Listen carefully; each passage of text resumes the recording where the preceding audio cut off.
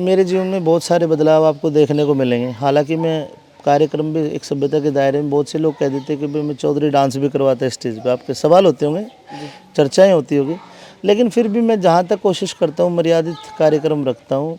Public की फरमाइश पे थोड़ा बहुत अगर श्रृंगार रस में दे भी दे, लेकिन वो भी मर्यादित रहता है अगर कोई देखे तो अब और ज़्यादा मर्यादित हो जाऊँगा मैं। जो मेरे जीवन के 2-4 दुर्व्यसन थे, 2-4 मेरी बुरी आदतें थी, तो 2 तारीख को जो समापन करूँगा उनको मैं त्याग के जाऊँगा, ताकि समाज में मुझे लोग एक मुझे देख के इंस्पायर हो, प्रेरित हो। तो यही मेरा टारगेट है। ऐसा कुछ नहीं कि मैं भगवा चोले में आ जाऊँगा। 5 दिन रहूँगा भगवा चोले में, बिल्कुल सात्विक रूप से रहूँगा, हर नेम टेम को निभाऊँगा। लेकिन उसके बाद फिर मेरा ग्रस्त जीवन वैसे ही रहेगा जैसा पहले था, लेकिन बहुत चीज़ें मेरी आध्यात्म की तरफ जुड़ जाएगी, एक लोगों को संदेश देने की तरफ जुड़ जाएगी, आध्यात्म से जोड़ने की बात हो जाएगी, हिंदुत्व से जोड़ने की बात हो जाएगी। जो 5 दिन की तपस्या रखी है अमित चौधरी ने, जी। जैसे तपस्या समापन होगा उसके बाद अमित चौधरी का जीवन बदलाव में देखने को मिलेगा कहीं एक ना अच्छा बदलाव आपको भी लगेगा कि हमें भी ऐसा बढ़ना चाहिए। एक ऐसा बदलाव आपको लगेगा कि ग्रस्त जीवन में, देखो मैं आपको एक बात बताता हूँ, ग्रस्त आश्रम एक मकड़ी के जाल जैसा है। हर लोग फंसा हुआ है, आप भी फंसे हुए हो, आप सभी फंसे हुए हो। और मकड़ी का जाल ऐसा है कि हमें लगता है कि जाल है, लेकिन वो जाल नहीं, वो जिम्मेदारियाँ हैं। बच्चे की फ़ीस जानी है, गाड़ी की इंस्टॉलमेंट जानी है, घर का राशन आना है, हमें ब्याह बारात में जाना है, बात देना है, छोरी सारी का करना है ना। घर की ये एक तरीके की जिम्मेदारी है। इसको मैं मकड़ी का जाल बोल रहा हूँ। इस जाल में फंसे हुए जीव को अगर आध्यात्म की तरफ जाता है तो ये जो लोग गृहस्थी छोड़ के बाबा जी बन रहे हैं, जो लोग अघोरी पहाड़ों में पड़े हैं, उनसे ज़्यादा कठिन है गृहस्थ आश्रम में रहते हुए आध्यात्म को निभाना। और जो गृहस्थ आश्रम में अध्यात्म को पकड़ लेगा, अध्यात्म का हो जाएगा, उससे बड़ी पूजा दुनिया में कोई हो नहीं सकती। आप अपने शास्त्रों को, हमारे शास्त्रों को देखो, भगवान भोलेनाथ की पत्नी हमेशा साथ रहती है, विष्णु भगवान की पत्नी लक्ष्मी हमेशा साथ रहती है। रामचंद्र जी ने अपनी सीता माता को तलाक थोड़ी दिया, कृष्ण जी ने कोई पत्नी छोड़ी थोड़ी। वो गृहस्थ आश्रम में रहकर ऐसे महापुरुष बने, ऐसे महायोगी बने। ठीक उसी प्रकार मैं उन्हीं के एक इंस्पायर होकर गृहस्थ आश्रम में रहते हुए आध्यात्म की खोज में निकला हूँ। और ये खोज लंबी है, या यात्रा लंबी है। शायद जीवन थोड़ा है, यात्रा बहुत लंबी है, लेकिन जितना जीवन है मैं इस आध्यात्म के पीछे रहूँगा। एक अच्छे जो मेरे शिष्य है, जो मेरे दोस्त हैं, सभी को आध्यात्म की तरफ जोड़ते धीरे धीरे चला जाऊँगा, गृहस्थ जिम्मेदारियों में रहते रहते। तो अमित चौधरी को ऐसा क्या लगा कि यही धाम चुना गया, ये और भी कहीं कर सकते थे? बिल्कुल। मेरी शुरुआत भजनों की हुई है। बाबा मोहन राम के भक्त थे हमारे नोएडा में, रामवीर भगत जी, मुनीराम भगत जी, अशोक भगत जी, मैं उनके पास गाया करता था। वहाँ से जैसे गाने की शुरुआत हुई तो उधर से मुझे पता चला भक्ति ऐसे भी होती है, दूसरों का दुख दूर करने के लिए भी भक्ति की जाती है। उसके बाद में मैं इतने सारे बाबा जी, इतने सारे भक्तों के पास रहा, बड़े बड़े प्राकांड पंडितों के, ज्ञानियों के पास रहा। मैं आर्य समाज से भी जुड़ा रहा, मैं ओशोवादी भी हूँ, मैं पाखंड के खिलाफ भी हूँ, मैं सनातन धर्मी भी हूँ। बहुत सारे मतलब मैं हूँ। इसका कहने का मतलब ये है कि मैंने इनकी संगत करी है और मुझे अच्छे लगे। अब आपका सवाल है कि यही दाम क्यों मिला? जी। आदमी का मन ठुकता है, जहाँ मन ठुकता है आदमी वही काम करता है। जो चीज़ पसंद आती है वही खाता है। और मैं पसंद आ जाए, हो सके मुझे बालूशाही पसंद हो, आपको लड्डू पसंद हो, समझ रहे हो ना। मैं इस धाम पर पहली बार आया था आज से लगभग 12-15 साल पहले। तो ये धाम छोटा सा हुआ करता था। अनिल प्रोही जी ने बहुत सारे त्याग किए हैं। मैं बहुत सालों से जुड़ा हुआ उनसे, इनके विचारों से बहुत सालों से जुड़ा हुआ हूँ। तो हमारे दोनों के विचार इन दिनों लगभग पिछले 2 महीने से कुछ ज़्यादा जुड़ गए। हमारी ज्ञान चर्चा इतनी ज़्यादा चलने लगी कि जो मेरे मन के सवाल थे उनके जवाब मुझे इनसे मिल गए। जब मेरे मन के सवालों के जवाब कहीं नहीं मिले और इनसे मिल गए, और इनसे इतनी सहजता से मिल गए जो मैं सोच भी नहीं सकता, इतनी सहजता के साथ मुझे सवालों के जवाब मिल गए। तो मुझे लगा ये आदमी गुरु बनने के लायक है। पानी पियो छान कर, गुरु बनाओ जान कर। जब आप गुरु से बिल्कुल संतुष्ट हो जाते हो कि हाँ ये तुम्हारा गुरु बनने लायक, तब आप उसको गुरु धारण कर लो।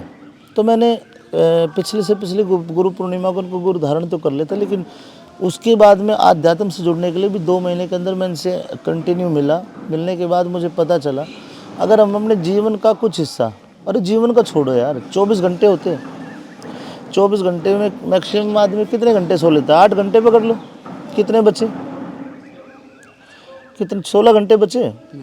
अब 16 घंटे में 6 घंटे निकाल दो आपके मनोरंजन के, कुछ भी करो आप, चाहे शराब पी रहे हो, चाहे कुछ दुर्व्यसन कर रहे हो, चाहे आप घूम रहे हो, कुछ भी, 6 घंटे निकाल दो, खत्म हो गए, खराब हो गए जीवन के। 10 घंटे बचे। 10 घंटे में अगर तुम 1 घंटा ईश्वर को नहीं दे पा रहे तो फिर क्या कर रहे हो?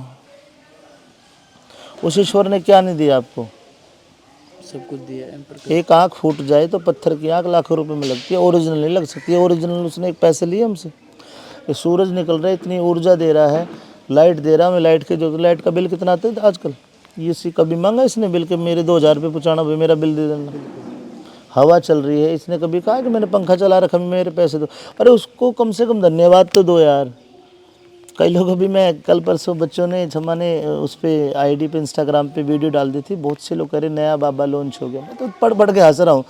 वे लोग तब कहाँ चले जाते जब मैं लक्ष्मीचंद जी की रागनी, मांगे राम जी की रागनी, ब्रह्म ज्ञान की बातें, बहुत तगड़े तगड़े भजन यूट्यूब पे डालता हूँ। वे जब कहाँ चले जाते, उनकी उंगली टूट जाती है क्या उस समय? वो तब तो नहीं कहते बहुत अच्छे भाई, बहुत बढ़िया, आपके भजन को सुन के हमारा जीवन इंस्पायर हुआ। आज वे लोग कह रहे पाखंडी आ गया कोई नया। अरे भाई माला जपनी, भाई मैंने तो माला ऐसे जपते, पहली बार माला जपी जीवन में, कद की कौन सी माला जपी मैंने? तो कल माला थोड़ी ऐसे जप ली। तो बहुत से लोग मुझे आर्गुमेंट कर रहे हैं कि भाई माला तो ढंग से पकड़ ले, माला फेर नहीं आती। नहीं हो भाई, माला तो एक माध्यम है ईश्वर को काउंट करने का, कि इतनी बार तेरा नाम ले दिया। अव्वल तो काउंट करने की जरूरत ही नहीं है, उसने कभी हमारी सांसें काउंट करी है? जिस दिन ये शरीर खराब हो जाएगा, उसका बनाया हुआ शरीर जर्जर हो जाएगा, उसके बनाए हुए शरीर के पार्ट्स खराब हो जाएंगे, सांस रुक जाएगी। तो बात की जाए, हमारे दर्शक भी देख रहे हैं और आपके दर्शक भी देख रहे हैं, अमित चौधरी, आज हमें भी ये चीज़ देखने को मिली। यहाँ पर जब आप तपस्या कर रहे थे तो आपके शिष्य काफ़ी संख्या में आए हुए हैं। तो ऐसे शिष्य भाग्यशाली को मिलते हैं जो सारी सेवाएं कर रहे थे। वहाँ पर कुछ शिष्य जब तक आपने तपस्या की वो वहीं मौजूद भी रहे। तो भाग्य से कभी कर्म नहीं बनता, कर्म से भाग्य बनता है। आपने जैसे कर्म किए होगे वैसा ही तो आपको फल मिलना है, समझ गए ना? और आप जैसे हो, आपके लिए पूरा यूनिवर्स आपके जैसा मिलेगा। अगर आप बदमाश हो तो आपको बदमाश मिलेंगे, नेता हो तो ज़्यादातर नेता मिलेंगे। अगर आप आध्यात्म सुन रहे तो यहाँ पे आध्यात्म से जुड़े लोग मिलेंगे, ठीक है ना? तो अब ये है हमारा सवाल कि भाई मेरे शिष्य कैसे हैं? मेरे शिष्य भाई, मैं अपने गुरुओं के प्रति समर्पित रहता हूँ, आपने देखा होगा। तो जैसे मैं गुरुओं के प्रति समर्पित रहता हूँ, वे देख देख के उनमें संस्कार आ रहे हो, मेरे प्रति समर्पित है। अच्छा, बात की जाए समाज सेवा को जी, क्योंकि आप कलाकार भी हो जी, और ये चीज़ मैंने भी देखी है। मेरे गांव में एक लड़की की शादी थी, जी। तो मेरे यार दोस्त ने बोले कि अमित चौधरी के पास फ़ोन किया जाए कि भाई फ़ोन करो और कुछ सहयोग की बात की जाए। तो मैंने गुरुजियों से बात भी की थी। मतलब कलाकार के साथ साथ एक समाज में भी भागीदारी निभाते हैं। उन्होंने अच्छा योगदान की कहा था कि भाई जो मेरे से बता देना आप, लेकिन वो हमारी व्यवस्था हो चुकी थी, लेकिन इनकी तरफ से वो ना नहीं हुई थी। 2 लड़कियों की शादी थी। तो ये मुहिम मतलब और सारे कलाकार हमने देखे हैं, वो सिर्फ अपने तक सीमित रहते हैं। गांव में किसी गरीब लड़की की शादी हो या वो ध्यान नहीं देते हैं। देखो, जो ज़रूरतमंद है उसकी ज़रूरत पूरी करनी चाहिए समाज में, जो सक्षम है। और दूसरा ये भैया कि भाई आजकल लोगों ने धंधा भी बना लिया है, समझ रहे हो? जी। तो बड़ा दिल मायूस होता है, जिनको ज़रूरत है उनको नहीं मिल पाती। कहने का मतलब आरक्षण उसको मिलना चाहिए जिसको ज़रूरत है। नहीं तो जो आरक्षण की जाति माते ऐसे भी जो मतलब काफ़ी करोड़पति अरबपति है, उनको भी आरक्षण मिले। तो कहने का मतलब ज़रूरतमंद की मदद होनी चाहिए, चाहे वो कैसा भी, किसी भी घर से हो। और बाण बेटी का दिया तो भाई उल्टा मिल जाए, कहीं गुना मिले। तो आपने जब तपस्या शुरुआत की तो जो आपके मम्मी पापा हैं उनको पहले बताया या फिर उन्होंने वीडियो देखकर सूचना मिली कि हमारा बेटा तपस्या में बैठ गया, कहीं बाबा न बन जाए? भाई सबसे पहले मैंने छम्मा को बताया।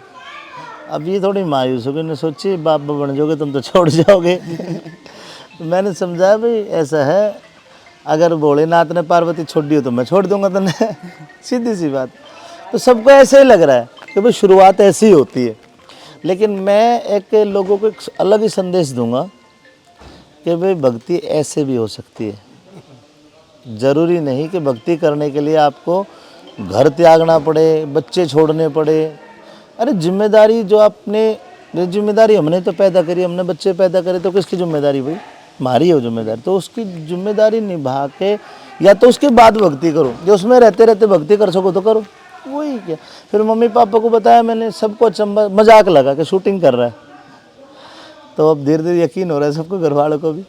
तो ये वास्तविक है, अमित चौधरी है वो 5 दिन की तपस्या पे बैठे हुए हैं और शायद भगवान कहीं ना कहीं खुश दिखाई दिए आपकी तपस्या से। देख लो चमत्कार है ना, 9 दिन में देखो कैसी, ऐसा लग रहा था जैसे सावन का महीना चल रहा हो। तो आज की जो युवा पीढ़ी है उनको क्या संदेश देना चाहोगे? अक्सर देखने को मिलता है गलत कार्यों की तरफ जा रहे हैं, आप भी युवा हो, एक समाज में अच्छा संदेश देते हो हर वीडियो में, तो क्या संदेश दोगे? भाई युवाओं को एक ही संदेश दूंगा, भैया अपना काम करो, अपनी पढ़ाई करो, नशे पत्ते से दूर रहो, और भाई जीवन में आप जिस भी धर्म से हो, अपने धर्म के लिए, अपने इष्ट के लिए, अपने कुल देवता के लिए, अपने ग्राम देवता के लिए, अपने इष्ट के लिए, ज़्यादा नहीं तो चाहे 1 दिन तो दो यार जीवन का, पर 2 फिर बिल्कुल ऐसे कि हाँ सात्विक रूप से, उसमें फिर मजाक नहीं चलेगी, पूरा बनो बिल्कुल, 1 दिन पूरा दो, मन से करो। मन से करो, ऐसे नहीं कि फॉर्मेलिटी जैसे यार जन्माष्टमी का व्रत आ गया, व्रत कर लिया, तड़के शांत लगे होली फिर ना, फिर पूरे मन से दो उस चीज़ को। मैं दे रहा हूँ मन से, कर रहा हूँ पूरा। और किसी कलाकार साथी का फोन आया हो आपको? हाँ, मेरे गुरुजी करमपाल शर्मा, मैडम गुरु माता मंजू शर्मा जी का, और बहुत सारे जो मेरे साथी कलाकार हैं उन सब के फ़ोन आ रहे हैं। कोई कह रहा है कि मजाक कर रहा है, तू तो भैया ऐसे ही फंडी है, तू तो ऐसे करता रहे, कभी विदेश में जाके बन जा कुछ, कभी कुछ बन जाए। तो सबको लग रहा है सबकी मानसिकता उनके साथ है, लेकिन अब धीरे धीरे लोगों को विश्वास भी हो जाएगा। और भाई मैंने तो संदीप भाई ये देखा है कि जब जब दुनिया किसी के ऊपर हंसी है, उन्होंने इतिहास रचे हैं। और मैं तो चाह रहा हूँ अगर मैं गृहस्थ आश्रम में रह के और मैं इस अध्यात्म को, अपने परिवार को एक धार्मिक रूप से मैं बढ़ा पाया आगे, तो ये मेरे लिए बहुत बड़ी कमाई होगी मेरी।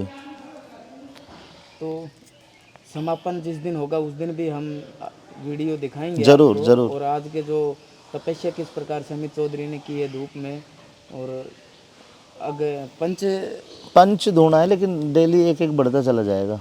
समय भी हाँ समय बढ़ता, हाँ समय बढ़ता चला जाएगा। कल शायद 1.25 घंटा था, 1.25 घंटा, और आज 2 सवा 2 घंटे हैं, तो धीरे धीरे बढ़ जाएगा। और उससे मेरी जो सबसे बड़ी बात है कि जो शरीर मेरा था ना, ये शरीर ऐसा था मेरा कि मुझे बिल्कुल भी गर्मी बर्दाश्त नहीं होती थी। तो मुझे लग रहा है कि एसी की ज़रूरत नहीं है मुझे, मतलब अपने आप। हाँ अंदर से भी हल्का हल्का महसूस हो रहा है। 2 दिन में जब अमित चौधरी इतने बदल गए हैं, तो 5 दिन की तपस्या के बाद तो काफ़ी बदले जाएंगे। तो समापन की वीडियो हम आप तक लेके आएंगे।